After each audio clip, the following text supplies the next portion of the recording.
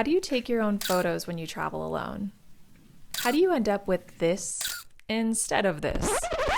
Well, what if I told you that this,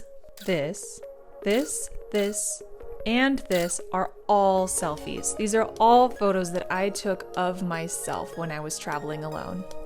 Today, I'm showing you exactly how I do it, from prepping to psyching yourself out, what to bring, and how to shoot from sunset to the stars and sunrise. Are you ready? Oh yeah. For this, you will need a tripod and a camera, but you can totally also use a phone. I just like to stabilize it on a gimbal or a tripod. And your badass self. And that's really it. I'm also going to be bringing additional lenses and a drone so that I can show you more advanced techniques, but don't worry because this tutorial is appropriate for everybody. My first step is to figure out what I'm going to bring. I like to scan Instagram and look for the tourism board managed accounts because they usually aggregate the best photos from everyone on Instagram. This gives me an idea of the color palette because I really like to match my outfits to whatever the environment looks like. You can see here when I was photographing Tahoe where I live, it was mostly electric blue and white. And then when I went to Mendocino, I moved more into a rainbow sunset vibe. This time I'm headed to Black Rock City, which is going to be white and warm hues. I actually designed my own stuff for this, which is admittedly over the top, and I'm going to pair it with some pinks, whites, and other colors that are really gonna pop in my environment. The other thing to consider is when you're going to go take these pictures. If it's a popular attraction, find the off time for it, which usually happens to be super early in the morning, right around sunrise. That's okay though, because this is when the lighting is at its best. It's also wonderful the hour before and during sunset, and of course overnight, and we're going to talk about all of those in this video. But first, let's talk about how to set up your camera. I like to use the intervalometer function and set it for 1 or 2 seconds so that the camera is taking a picture of me constantly. Then I'll go back and adjust and change things around if need be. You can also use a timer function, although you'll have to run back and forth, or you can use your phone as a remote. For Sony, it's called Image Edge Mobile. For most advanced cameras, you'll have the ability to turn on the Wi-Fi function and use your phone as a remote so that you can actually see what you're taking a picture of. Once you get it set up, it's pretty simple. Next, let's talk about the all-important mental aspect of taking your own photo. I know that there can be this weird thing where you're vain if you like taking your own photos, if you celebrate how you look, but if you don't think you're beautiful and apparently you have low self-esteem, I say why not just let the whole experience be a ton of fun where you do go out there and you are super excited about it, and you can totally start in places without other people around first to get used to it. But even if you're surrounded by a whole bunch of people, honestly, nobody really cares, I think. Everyone's just worried about themselves. And if they honestly do care that you're taking pictures of yourself, I feel like that's kind of their problem. The whole point of going out there is having a good time and feeling good about yourself. But I would just highly recommend you take some time while you're getting ready to tell yourself, I am a queen. I am a generally good person and I always do my best. I'm beautiful. I deserve to go do this. And I don't care if other people think it's weird. And just remember that to get good at anything, you have to practice. That includes being in front of the camera. That includes taking your own photos. If you don't think it's mind-blowing the first time you do it, just keep practicing and keep having fun with it. There's no competition here, so just keep going at it so that you can learn.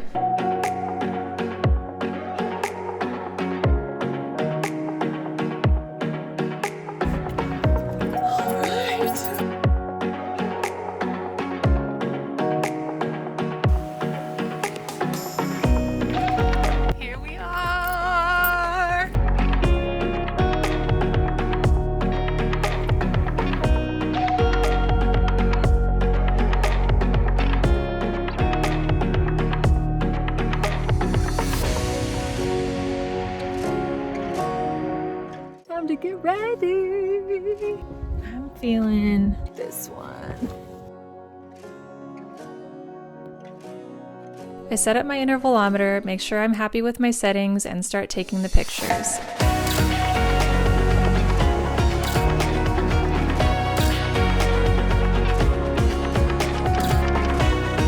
Then I'll come back, review what I've taken, and make some adjustments. In this case, it looked way better to raise the tripod higher. It actually slimmed me and it made the sun cut off my head less. The best thing you can do is just have fun with this. Tell yourself you're a queen, tell yourself that you're sexy and beautiful, and if that feels weird, just tell yourself to have a good time. Play music if you want to, whatever it takes to have more fun with it. It will translate to the camera. If you want some help, I've got a 7-day free pose challenge that you can sign up for in the show notes below. Once the sun dipped over to the mountains, I switched to the southwest and had the sun rays to the side of me. This gives a different look, but one that I love equally as much. Sometimes to keep things in focus, especially if I'm shooting at 100mm like in this example, I'll put a water bottle out there, focus on that, and then go stand exactly where that water bottle was. Next, it's time for star shots. This is definitely advanced, but I'll just run you through my settings right now. I feel like I got so cold and it all happened so fast. It's onesie time.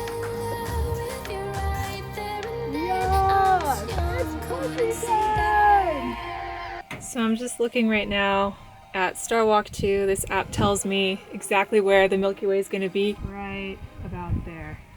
Cool. I kind of thought it was that way. It's usually in the southwestern sky in the summer. I parked just so that I could like lay and watch it on my side. It's going to be awesome.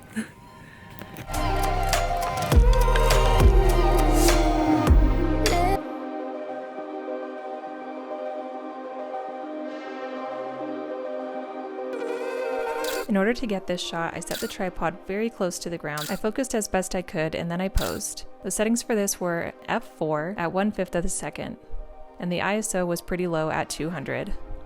I do this earlier in the evening, and then I set up my tripod to take a time lapse at 4 a.m. when I knew the Milky Way core would be visible. Where I posed and where I took the Milky Way core photo were at the exact same position, just one was earlier than the other. Then I opened them both in Photoshop and I used the selection tool to select the foreground of the first photo. You can have it automatically select and it usually does a pretty good job, but in this case I needed to select the foreground as well. Then it's as easy as dragging it over to the star shot that I've chosen. From there I just delete the excess parts that look a little bit weird.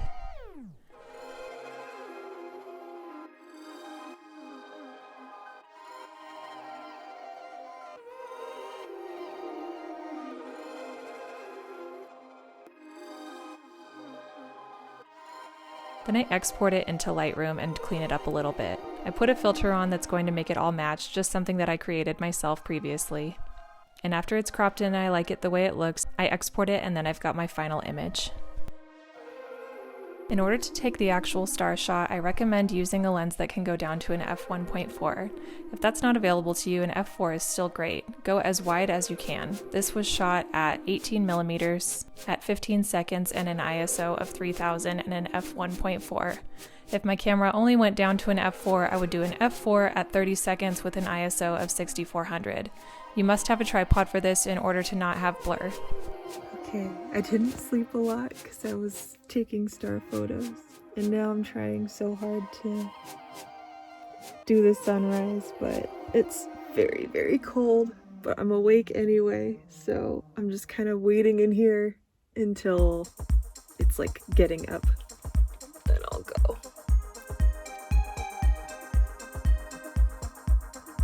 That looks pretty cool.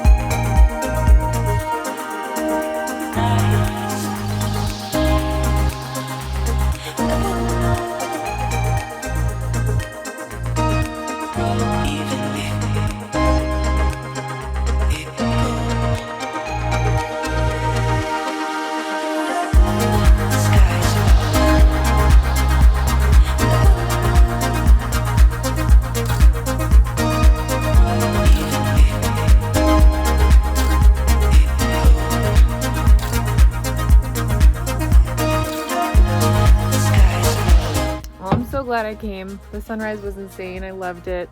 I'll never use baby wipes on my face again. It was beautiful, even though it was like really windy last night. It was the complete silence that really got me and got my mind going. So my sleep wasn't amazing, but my sunrise was. Windy out there. I'm gonna try to sleep though.